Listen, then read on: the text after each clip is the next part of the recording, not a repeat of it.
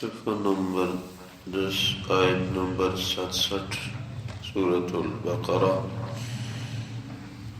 اعوذ باللہ من الشیطان الرجیم، بسم اللہ الرحمن الرحیم۔ وَإِذْ قَالَ مُوسَى لِقَوْمِهِ إِنَّ اللَّهَ يَأْمُرُكُمْ أَن تَذْبَحُوا بَقَرَةً قَالُوا وَتَتَّخِذُنَا هُزُوًا قَالَ أَعُوذُ بِاللَّهِ أَنْ أَكُونَ مِنَ الْجَاهِلِينَ۔ اللہ تبارک و تعالی فرماتے ہیں، وَإِذْ قَالَ مُوسَى لِقَوْمِهِ إِنَّ اللَّهَ يَأْمُرُكُمْ أَن تَذْبَحُوا بَقَرَةً۔ جب موسیٰ علیہ السلام نے اپنی قوم سے فرمایا، واقعی اللہ تمہیں حکم فرماتے ہیں کہ بیل ذبح کرو۔ قالوا وَتَتَّخِذُنَا هُزُوًا، وہ کہنے لگے کہ آپ ہمیں مذاق کا شکار بنا دیتے ہو۔ قال اعوذ باللہ ان اکون من الجاہلین، موسیٰ علیہ السلام نے فرمایا مجھے اللہ کی ذات کی پناہ کہ میں جاہلوں میں سے ہو جاؤں۔ قالوا ادع لنا ربک یبین لنا ما ہی، قوم کے لوگ کہنے لگے اپنے رب سے پوچھ لینا کہ بیان فرما دیں کہ بیل کی نوعیت کیا ہوگی۔ قال انہ یقول انہا بقرۃ لا فارض ولا بکر، موسیٰ علیہ السلام نے فرمایا اللہ تبارک و تعالی ارشاد فرما رہے ہیں کہ بیل کا انداز ایسا ہو کہ نہ بہت بوڑھا ہو اور نہ بہت جوان بیل ہو، عوان بین ذالک، اس کے درمیانے انداز کا ہو۔ فافعلوا ما تؤمرون، بس تم وہ کام کر جس کا تمہیں حکم کیا جا رہا ہے۔ قالوا ادع لنا ربک یبین لنا ما لونہا، پھر بنی اسرائیل کہنے لگے اپنے رب سے پوچھ لینا کہ ہمیں بیان کر دے کہ بیل کا رنگ کیسا ہو۔ قال انہ یقول انہا بقرۃ صفراء، موسیٰ علیہ السلام نے فرمایا اللہ تبارک و تعالی ارشاد فرما رہے ہیں کہ بیل کا رنگ پیلا ہو، فاقع لونہا تسر الناظرین، رنگ خوشنما ہو تاکہ دیکھنے والوں کو اچھا نظر آئے۔ قالوا ادع لنا ربک یبین لنا ما ہی، پھر کہنے لگے کہ اپنے رب سے پوچھ لینا کہ بیل کی حقیقی نوعیت کیا ہونی چاہیے۔ ان البقرۃ تشابہ علینا، بیل تو ہمارے ہاں بہت اقسام کے مشتبہ ہیں۔ وَإِنَّا إِن شَاءَ اللَّهُ لَمُهْتَدُونَ، اور ہم انشاءاللہ ہدایت پہ پہنچنے والے ہیں۔ قال انہ یقول انہا بقرۃ، موسیٰ علیہ السلام نے فرمایا اللہ تبارک و تعالی فرماتے ہیں کہ بیل کا انداز ایسا ہو لا ذلول، جو نہ معیوب ہو چکا ہو، تثیر الارض، ہل جوتنے کے ساتھ، ولا تسقی الحرث، اور نہ پانی کھینچنے کے ساتھ، مسلمۃ لا شیۃ فیہا، کامل ہو، عیب سے پاک ہو، اس میں کوئی عیب نہ ہو۔ قالوا الآن جئت بالحق، بنی اسرائیل کہنے لگے اب آپ نے برحق بات لائی ہے۔ فذبحوها، پھر انہوں نے بیل کو ذبح کیا۔ وما كادوا يفعلون، حالانکہ وہ اس کے قریب تھے نہیں کہ وہ یہ کام کر لیں گے۔ اللہ تبارک و تعالی ان آیات مبارکہ میں اس سورت کا وجہ تسمیہ ذکر فرما رہے ہیں کہ اس سورت کو سورۃ البقرہ کیوں کہتے ہیں۔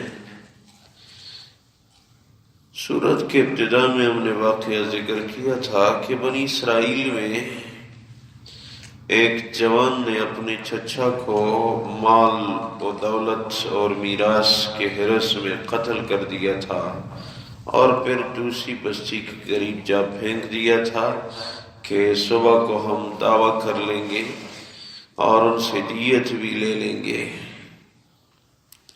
ان لوگوں نے صاف انکار کیا۔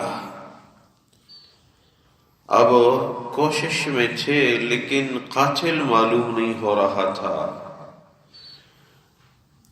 تو موسیٰ علیہ السلام کے پاس آئے۔ موسیٰ علیہ السلام نے ان سے فرمایا کہ آپ لوگ ایک بیل ذبح کریں جس کے گوشت کو میت کے جسم کے ساتھ آپ لوگ پیوست کر لیں تو پھر میت زندہ ہو جائے گا اور کہہ دے گا کہ مجھے کس نے قتل کیا ہے.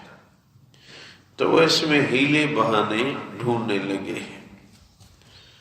بیل کیسا ہو؟ تو موسیٰ علیہ السلام نے فرمایا کہ نہ بہت بڑی عمر کا ہو اور نہ بہت جوان ہو، بلکہ درمیانے انداز کا ہو. بس آپ لوگ کام کریں جس کا حکم ہے، مزید تفصیلات پوچھنے کی ضرورت نہیں ہے. پھر کہنے لگے کہ رنگ کیسا ہو؟ حکم آیا کہ پیلے رنگ ہو، خوشنما نظر آئے. پھر پوچھنے لگے پیلے رنگ کے بھی تو بہت سارے بیل ہیں. پھر حکم ہوا کہ بس عیب سے پاک ہو، وہ حل اس کے ذریعے نہ چلایا گیا ہو، راہٹ وغیرہ میں پانی کھینچنے کے لیے وہ استعمال نہ ہوا ہو، کسی بھی عیب سے معیوب نہ ہو. مسلمۃ لا شیۃ فیہا، کامل ہو، اس میں کوئی عیب نہ ہو. تو پھر مجبور ہو کے اس کو خرید لیا. ایک روایت یہ ہے کہ سودا ایسے ہوا کہ اس بیل کی جو کھال اتاری جائے گی، اس کھال کو دینار سے ہم بھر کے آپ کو واپس کریں گے. اس پہ سودا ہوا.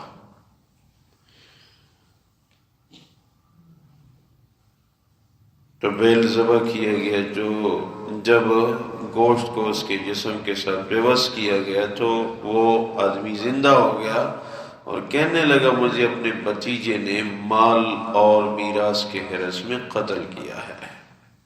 روایت میں کہ اس کو پھر قصاصاً قتل کر دیا گیا، بھتیجے کو پھر قصاصاً قتل کر دیا گیا.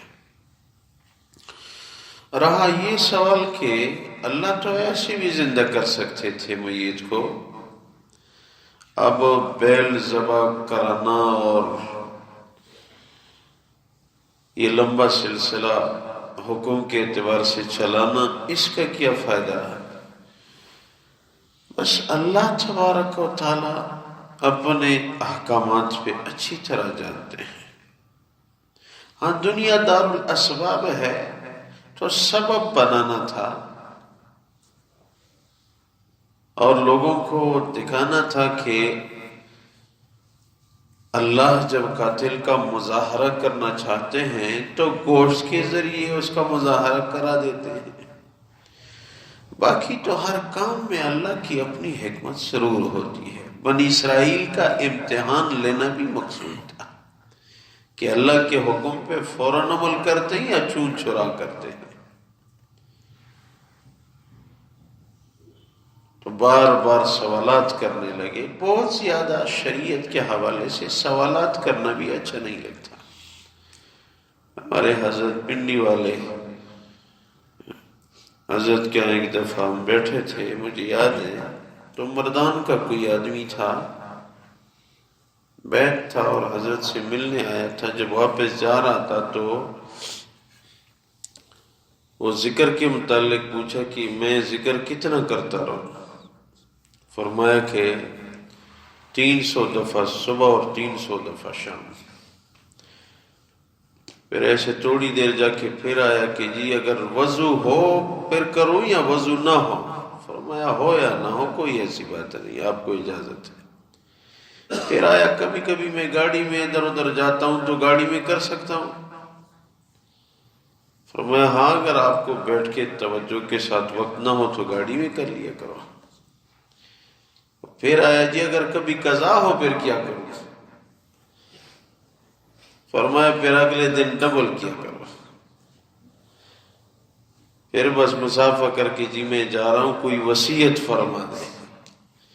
تو حضرت نے فرمایا وصیت یہ ہے کہ بہت زیادہ سوالات نہ کرو، بس جس کا کہا جائے اس پہ عمل کرو.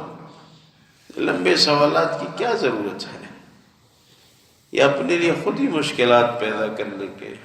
بنی اسرائیل اگر فوراً بیل ذبح کر دیتے کچھ بھی نہیں تھا، نہ اتنی قیمت دینی پڑتی. نہ اتنی پریشانی ہوتی. ہاں، ہر کام میں اللہ کی حکمت ضرور ہوتی ہے. یہ بعض کتابوں میں لکھا ہے گزشتہ امتوں میں ایک نبی تھا تو راستے میں ایک چشمہ تھا، اس کے ہاں لوگ آ کے پانی پیتے تھے، ٹھنڈا چشمہ تھا، اس سے تھوڑے سے فاصلے پہ بیٹھا ہوا تھا وہ نبی. ایک آدمی آیا، یہ نبی دیکھ رہا ہے، نبی یہ وقت دیکھ رہا ہے. پانی کے چشمے پہ ایک آدمی آیا، مسافر تھا. ہمیانی اس زمانے میں یہ رواج تھا کہ پرس کو جس طرح ہم احرام کی حالت میں ہمیانی میں ہم پیسے رکھتے ہیں، ریال رکھتے ہیں، اسی طرح وہ لوگ ادھر یہ کمر پہ باندھ لیتے تھے اپنے پرس کو. وہ ہمیانی کھول کے اس کو قریبی رکھا اور پانی پی کے جانے لگا. وہ اپنی ہمیانی کو وہاں ہی بھول گیا، یعنی پرس ادھر ہی رہ گیا، جس میں 2000 اشرفیاں تھی. بہت بڑی مالیت تھی اس زمانے کی. آدمی چلا گیا، اپنا پرس ادھر ہی بھول گیا.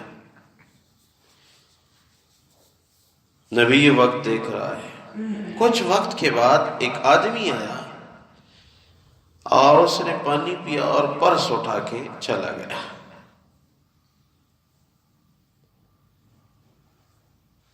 کچھ وقت کے بعد ایک اور مسافر آیا اور کمر پہ لکڑیوں کی گٹھڑی باندھ کے آ پہنچا اور گٹھڑی کو ادھر رکھ کے پانی پیا اور ٹیک لگا کے آرام کرنے لگا. اتنے میں وہی آدمی جس کا پرس رہ گیا تھا تلوار ساتھ اور آ پہنچا. ادھر میرا پرس رہ گیا، اس میں 2000 اشرفیاں ہیں، مجھے اپنی اشرفیاں دو. وہی میں مسافر ہو کے آیا ہوں، میں تھکا تھا، میں نے پانی پیا، ادھر ذرا تھوڑی دیر آرام کرنا چاہتا تھا، میرے پاس آپ کی اشرفیاں کوئی نہیں. بات چیت ہوئی، غصے ہوئے، اس مزدور کو قتل کر دیا. میرے وہ پیسے اشرفیاں ادھر ہی تھی، آپ نے کدھر کر دی؟ غصے ہوئے اور اس کو قتل کر دیا. آپ کے پاس آپ نہیں دیتے، میں آپ کو قتل کر دیتا. وہ دینی کتابوں میں لکھا ہے نبی وقت اللہ کی طرف متوجہ ہوا ہے. اللہ کیا عجیب معاملہ ہو رہا ہے، پرس کس نے اٹھایا اور قتل کون کیا گیا؟ اللہ تبارک و تعالی نے ارشاد فرمایا آپ ہمارے کاموں کو نہیں جانتے، ہم اپنے کاموں کو اچھی طرح جانتے ہیں.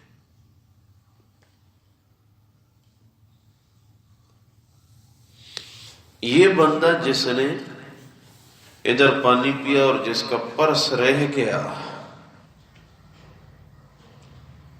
اس آدمی کے باپ کو کافی عرصہ پہلے اسی مزدور نے قتل کیا تھا. یہ اپنے باپ کا قصاصی قاتل قتل کر گیا، یہ تاہی قتل کا مستحق قصاص لے گیا.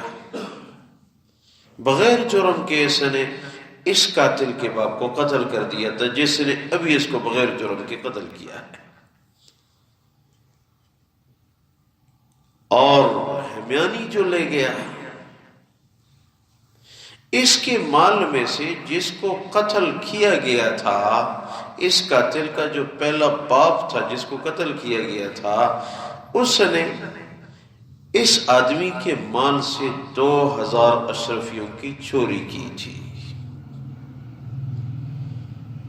تو اس کا مال میراث میں بیٹے کو ملا، بیٹا ہمیانی میں ڈال کے وہ جا رہا تھا، ادھر رہ گیا، وہ آیا، اس نے اٹھا لیا، اس کو اپنا حق مل گیا اور اس کو اپنے کیے کا بدلہ مل گیا. ہمارے کاموں میں مداخلت آپ لوگ نہیں سمجھتے، یہ ہم خود ہی سمجھتے ہیں کہ کیا ہو رہا ہے اور کیوں ہو رہا ہے. ہر کام میں اللہ کی حکمت ہوتی ہے، اللہ کے فیصلے بس جیسے ہو یا اللہ آپ کے فیصلے ہیں، اس میں آپ کی کوئی حکمت ضرور ہوگی.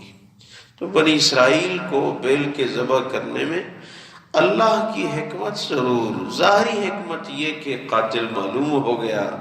اللہ تبارک و تعالی اسی واقعے کو ذکر فرما رہے ہیں، وَإِذْ قَالَ مُوسَىٰ لِقَوْمِهِ إِنَّ اللَّهَ يَأْمُرُكُمْ أَن تَذْبَحُوا بَقَرَةً، جب موسیٰ علیہ السلام نے اپنی قوم سے فرمایا اللہ کا حکم ہے کہ آپ لوگ بیل ذبح کریں، قالوا وَتَتَّخِذُنَا هُزُوًا، وہ کہنے لگے کہ آپ ہم کو مذاق بنا رہے ہیں۔ قال اعوذ باللہ ان اکون من الجاہلین، فرمایا اللہ کی پناہ کہ میں جاہل بن کے اللہ کے حکم کو مذاقی انداز میں پیش کروں۔ قالوا ادع لنا ربک یبین لنا ما ہی، وہ لوگ کہنے لگے اپنے رب سے پوچھ لینا کہ بیل کی کیا نوعیت ہو۔ قال انہ یقول انہا بقرۃ لا فارض ولا بکر، موسیٰ علیہ السلام نے فرمایا اللہ تبارک و تعالیٰ فرماتے ہیں کہ بیل ایسے انداز کا ہو جو نہ بوڑھا ہو اور نہ جوان ہو، عوان بین ذالک، اس کے درمیانی انداز کا ہو۔ فَفْعَلُوا مَا تُؤْمَرُونَ، بس کام کرو جس کا حکم دیا جا رہا ہے۔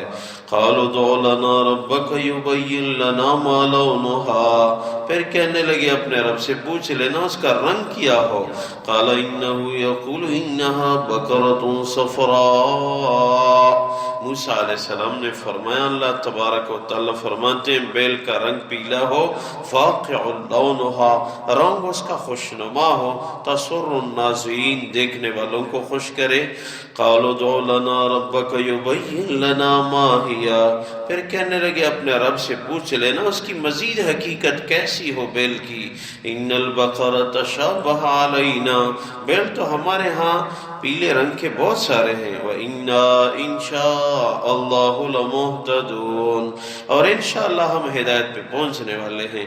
قَالَ إِنَّهُ يَقُولُ إِنَّهَا بَقَرَةٌ لَا ذَلُولٌ، موسیٰ علیہ السلام نے فرمایا اللہ تبارک و تعالیٰ ارشاد فرما رہے ہیں بیل ایسے انداز کا ہو جو معیوب نہ ہو، تثیر الارض ولا تسقی الحرث، نہ ہل جوتنے کے ساتھ اور نہ پانی کھینچانے کے ساتھ، مسلمۃ لا شیۃ فیہا، ہر عیب سے سالم جس میں کوئی عیب نہ ہو۔ قالوا الآن جئت بالحق فذبحوها وما كادوا يفعلون، وہ کہنے لگی ابھی آپ نے برحق حکم سنایا ہے، پھر انہوں نے بیل کو ذبح کیا حالانکہ وہ ذبح کرنے کی نیت میں تھے نہیں۔ اے اللہ اپنی بارگاہ میں قبول فرما، خلوص الہیت نصیب فرما، ہماری خطاؤں کو یا اللہ معاف فرما، موت کی تیاری کی توفیق عنایت فرما، عاجزی عبادت والی زندگی نصیب فرما۔ اے اللہ آخری خاتمہ بالخیر عنایت فرما۔ وما توفیقی الا باللہ، علیہ توکلت الیہ انیب برحمتک وکرمک یا رحمت۔